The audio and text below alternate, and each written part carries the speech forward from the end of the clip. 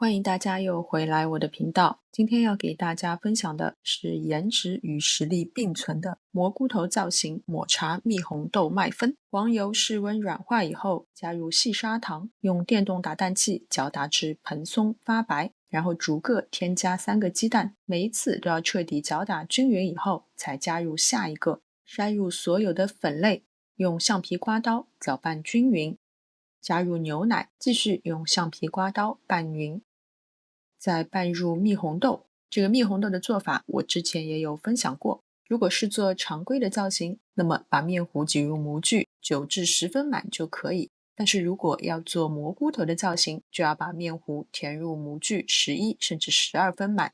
接着把它们送入烤箱，170摄氏度烤30分钟。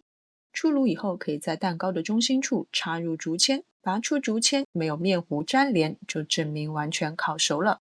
抹茶和蜜红豆是甜品界的黄金搭档，蜜红豆的甜恰到好处地平衡了抹茶独特的微苦。蘑菇头的造型非常的可爱，普通造型的麦芬也毫不逊色呀。细腻浓郁的抹茶香气搭配软糯微甜的蜜红豆，外层松软，内里湿润，无论是搭配一杯热茶还是咖啡，都会让人感到非常满足。